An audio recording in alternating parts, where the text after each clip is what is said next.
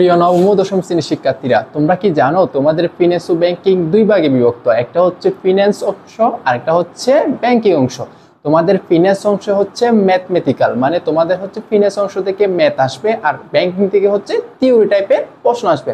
তো আজকে আমি হচ্ছে তোমাদের অর্থের সময় মূল্য অধ্যায়ের হচ্ছে চট্টগ্রাম বোর্ডের যে প্রশ্নটা আসছে এটার আজকে আমি সমাধান করে দেখাবো। তো ফার্স্টে হচ্ছে আমরা প্রশ্নটা একটু পড়ে দেখি। জনাব নাহিদ সম্প্রতি চাকরি থেকে অবসর গ্রহণ করেন।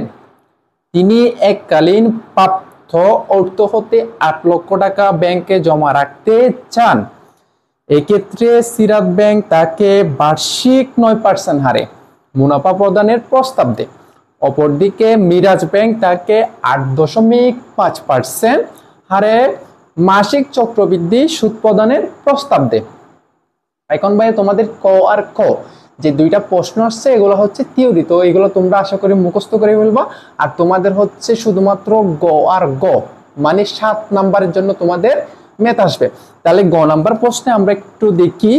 জনাব নাহিদ সিরাত ব্যাংক থেকে মেয়াদ শেষে কত টাকা পাবে নির্ণয় করো। আচ্ছা ভাইয়া, মানে সিরাত ব্যাংক থেকে নাহিদ কত টাকা পাবে, মানে কি পাবে, যেহেতু বলছে এটা কি ভবিষ্যতে, আমাদের সেটা নির্ণয় করতে বলছে। একটু প্রশ্নে আবার যাই। নাহিদ যেহেতু চাকরি থেকে অবসর গ্রহণ করতেছে, তাকে এককালীন ৮ লক্ষ টাকা দেওয়া হবে।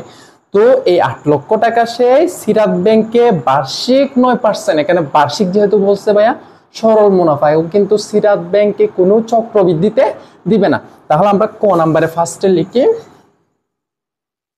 দেওয়া আছে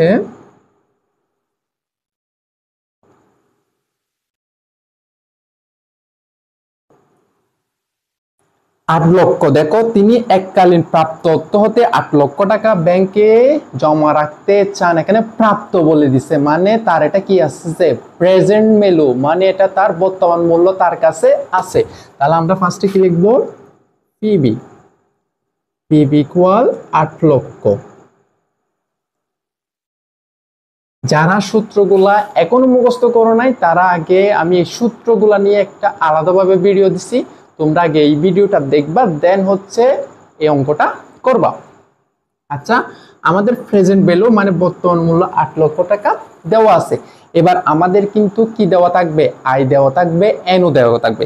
তাহলে ফার্স্টে আমরা খেয়াল করে দেখো, এক্ষেত্রে সিরাত ব্যাংক তাকে বার্ষিক ৯% হারে, ৯% হার মানে এটা কি দেওয়া আছে, সুদের হার কি দেওয়া আছে, আয় দেওয়া আছে। তাহলে আমরা এখানে কি লিখবো, আয়। আয় মানে আমরা সবাই জানি আয় মানে হচ্ছে কি বার্ষিক সুদের হার। তাহলে আমরা যদি এখানে আয় কত পার্সেন্ট দেওয়া আছে ভাইয়া, 9%, 9% লিখলাম। তাহলে এটাকে যদি আমরা লিখি 100/9%, মানে 100 সবাই জানো। তাহলে এটাকে যদি এবার আমরা 9কে যদি 100 দিয়ে ভাগ করি তাইলে পাই কত, 0.09। তোমরা ক্যালকুলেটরে যদি 9/100 দাও তাহলে এইটা পাবা তোমরা।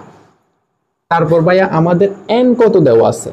আচ্ছা, এন ভাইয়া খেয়াল করো, এখানে এই প্রস্তাব দেওয়া হয় ব্যাংকে জমা রাখতে চান। এক্ষেত্রে সিরাত ব্যাংকে তাকে 9% হারে মুনাফা দেয়। অপরদিকে মিরাজ ব্যাংক তাকে, দেখো এখানে যেহেতু বছরটা কোনোভাবে কোনো কিছুতে উল্লেখ নেই, তাহলে তোমাদের ধরে নিতে হবে এটা 1 বছরের জন্য নিচ্ছে, মানে সে কত বছরের জন্য রাখবে, 1 বছরের জন্য। তাহলে আমরা এন মানে সময়কাল কত লিখবো, এন 1 বছর। তাহলে এখানে আমরা 1 বছর লিখে দিই। আচ্ছা ভাইয়া, এখানে আমাদের সূত্রের জন্য যে জিনিসগুলো প্রয়োজন এগুলো আমরা তুলে ফেলছি। এবার আমরা তাহলে আমরা জানি লিখি, আমরা জানি। আচ্ছা, এখানে ভাইয়া আমাদের যেহেতু পিবি দেওয়া আছে, আমি আবার বলতেছি খেয়াল করো, এখানে যেহেতু আমাদের পিবি দেওয়া আছে তাইলে আমরা কিসের সূত্র বসাবো, গুড, আমরা হচ্ছে কি এফবির সূত্র বসাবো। তাহলে এফবি ইকুয়াল, আমরা সূত্রটা জানি কি, পিবি ইন্টু 1 যোগ I whole to the power N. তারপর আমরা এবার মান বসাই, পিবির মানে এই যে ভাইয়া ৮ লক্ষ দিবা, ৮ লক্ষ দিলাম। এবার 1 যোগ আয়ের মান হচ্ছে কি 0.09। এবার এন এর মান কত বছর, 1 বছর। আচ্ছা ভাইয়া, এবার এটা আমি আগে লিখে ফেলি, আমরা ব্র্যাকেটের কাজগুলা আগে করব। তাহলে গুণ, দেখো ভাইয়া দেখো এই ব্র্যাকেটের এটা আমরা কিন্তু ক্যালকুলেটরে একবারে বের করে ফেলতে পারবো। খেয়াল করো যারা যারা জানো না আজকে দেখো এই যে এখানে ব্র্যাকেট দিবা ফার্স্টে, ব্র্যাকেটের পর আমাদের কি আছে এক দিলাম, তারপর 0.09, তারপর হচ্ছে ব্র্যাকেট ক্লোজ করলাম। এবার ভাইয়া টুপি দাও, মানে তোমার মাথায় টুপি না, এখানে ক্যালকুলেটরে যে টুপিটা আছে সেটা এই যে আমি দেখো এই যে ক্যাপ, যেটাকে ক্যাপ বলা হয়, এটা দিয়ে আমাদের এখানে যত থাকবে তত দিবা। এক দিলাম, তাহলে আমাদের আসতেছে কত 1.09। তাহলে আমরা এখানে কত দিলাম 1.09। তাহলে এটা আর এটা, তাহলে আমরা এটা আর এটা যদি গুণ করে দেখি 8 লক্ষের সাথে গুণ, তাহলে আমাদের আসতেছে ভাইয়া 8,72,000 টাকা। আমাদের হচ্ছে কি গ নাম্বারের আনসারটা চলে আসছে। এবার আমরা একটু লিখি, সুতরাং জনাব নাহিদ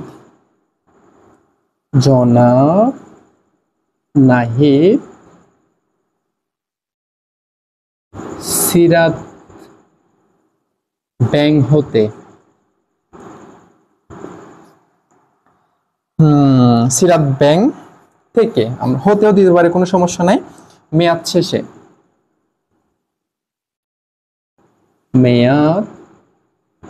শেষে 8,72,000 টাকা পাবেন। দেখো ভাই কি ইজি একটা অঙ্ক, ঠিক আছে? এটা কিন্তু গত বছরের চিটাং বোর্ডে 2025-এ আসছিল। তো আশা করি তোমরা অঙ্কটা খুব ভালোভাবে বুঝছো। এবার হচ্ছে আমরা গ নাম্বার সমাধানে যাই।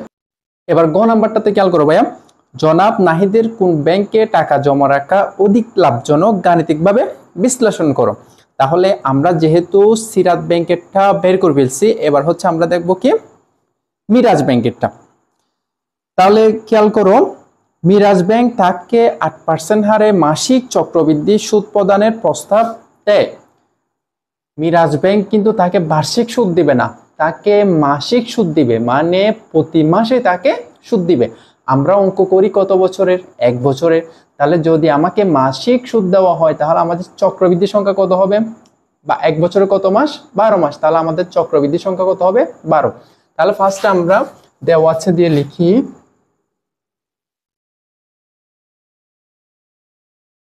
দেওয়া আছে আমাদের ফিবি দেওয়া ছিল, ফিবি কত 8 লক্ষ টাকা। আমাদের হচ্ছে আয় দেওয়া আছে কত 8.5%। তাহলে এখানে লিখলাম 8.5%।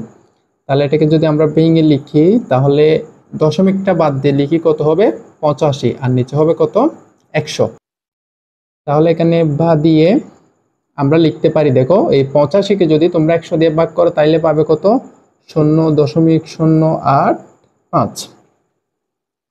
এবার ভাইয়া এন কত দেওয়া আছে? এন দেওয়া আছে 1 বছর, আর এম দেওয়া আছে ভাইয়া, দেখো এখানে মাসিক চক্রবৃদ্ধি বলছে, মাসিক যেহেতু 1 বছরে 12 মাস, তাহলে আমাদের কি চক্রবৃদ্ধি সংখ্যা হবে কত 12। তাহলে এখানে আমরা কত দিলাম 12 দিলাম, 12 বার।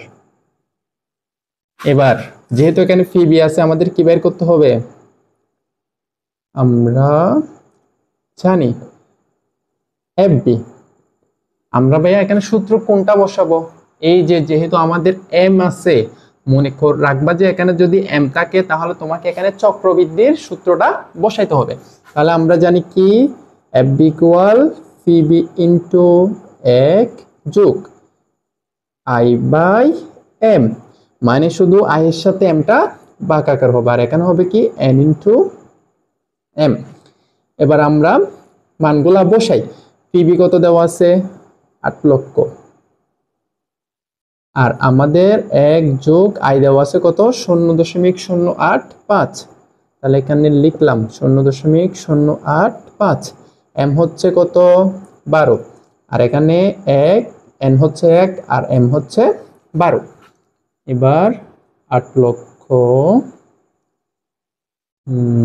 গুণন এই পুরাইটা কিন্তু আমরা ক্যালকুলেটরে একসাথে করে ফেলতে পারবো। আমি ফার্স্ট এটাতে যেভাবে দেখাই দিছিলাম, ব্র্যাকেট দিবা 1 যোগ তারপর হচ্ছে কি 0.0.085 বাঘ আছে কত, বাঘ 12, ব্র্যাকেট ক্লোজ করে ভাইয়া এই যে এখানে 12 কে কত হয় 12, তাহলে আমরা ক্যাপ দিয়ে 12 দিব, তাহলে আমাদের আসে কত 1.0883৯ যেটা আসছে সেটা বসাই দিই। 1 তোমরা চাইলে 4 ঘরও বসাইতে পারবা, কোনো সমস্যা নেই। 0.8390906। এবার দুইটা আমরা গুণ করি, 8 লক্ষ গুণন 1.08390906 গুণ করলে আমরা পাই কত 8,70,712 দশমিক সামথিং, তাহলে এখানে কত 0.7248 টাকা। তোমরা চাইলে এই মূল সংখ্যাটা দশমিকের আগের সংখ্যাটাও লিখতে পারবা, কোনো সমস্যা নেই। আচ্ছা ভাইয়া, এবার আমরা লিখি এখানে জনাব নাহিদ,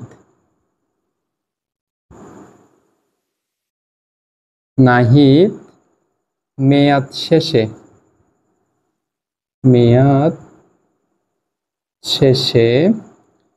মিরাজ ব্যাংক থেকে 8,70,712.724 টাকা পাবে। অন্যদিকে এই লেখাটা হচ্ছে তোমরা নিজের মতো সাজিয়ে লিখবা। অন্যদিকে আমাদের ফার্স্টে কি ব্যাংক বের করছিলাম, সিরাত ব্যাংক, তাহলে আমরা লিখতে পারি কি এখানে সিরাত ব্যাংক। অন্যদিকে তোমরা গহতে যেহেতু এটা পাইছিলে, তাহলে এখানে গহতে লিখবা, গহতে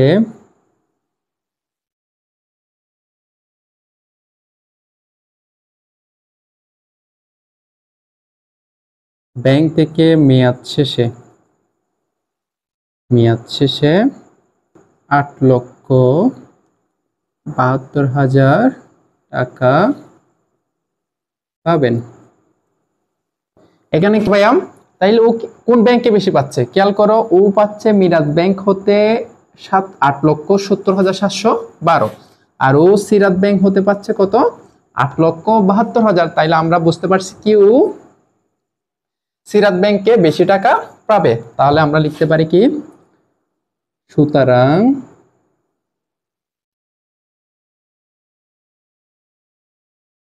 সিরাত ব্যাংকে টাকা জমা রাখলে, তাহলে আমরা একটা থেকে একটা বিয়োগ করে দেখি কত বেশি পাচ্ছে। ফার্স্টে হচ্ছে 8,72,000 বিয়োগ 8,70,712.724 সমান, আমরা একটা থেকে যদি আরেকটা বিয়োগ করে দেখি 1,287.2752 টাকা বেশি পাবে। সুতরাং আমাদের যেহেতু বলছে কোন ব্যাংকে টাকা জমা রাখলে অধিক লাভজনক হবে, তাহলে আমরা এটা লিখে দিব এবার, সুতরাং জনাব নাহিদ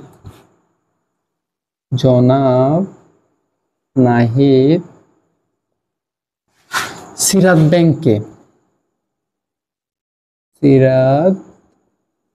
ব্যাংকে টাকা জমা রাখলে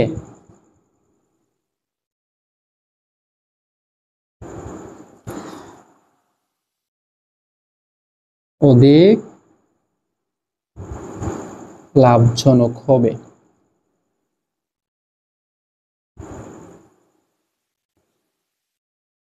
তো ভাই আশা করি তোমরা প্রশ্নটা খুব ভালোভাবে বুঝছো। তো আজকের মতো এখানেই শেষ করতেছি, তোমাদের সুস্বাস্থ্য কামনা করি। আল্লাহ হাফেজ।